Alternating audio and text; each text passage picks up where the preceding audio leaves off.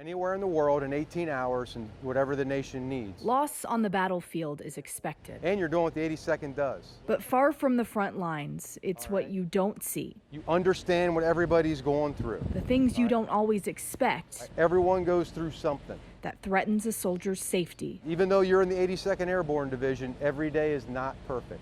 So far this year, the 82nd Airborne Division in Fort Bragg, North Carolina, has lost 10 paratroopers to suicide. The number stood at 4 in 2019. The increase has pushed Major General Christopher Donahue to make suicide prevention and mental health outreach a priority within his ranks. Nobody wants to talk about this in everyday life, but we have to make it the norm. You kind of get dull to it, I guess, is the way to put it. In August, just days after graduating second in his class from a U.S. Army leadership course, Staff Sergeant Jason Lowe took his own life inside his Fayetteville, North Carolina apartment. Staff Sergeant Ryan Graves found him. Everything they teach you that you're supposed to look for doesn't exist in that kind of situation. Like no financial trouble, no relationship trouble. And I think that's what eats you alive the most as a leader, as a friend. There was never a sign. The coronavirus pandemic has been especially isolating for soldiers and is raising concern.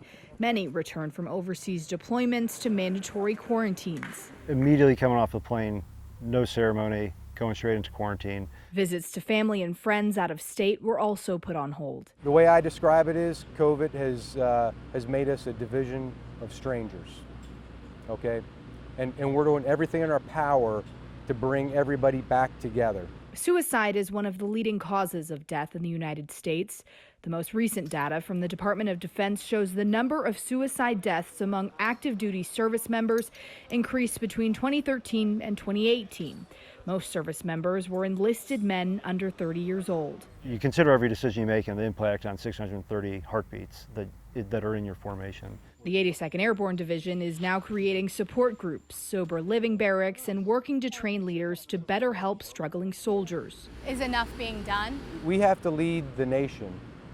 The military has to lead the nation in figuring this out. Since Lowe's death, chaplains have seen more soldiers seeking their help. How do you get after this invisible enemy that you don't know people are going through? Finding solutions for a hidden pain and hoping to save lives one soldier at a time.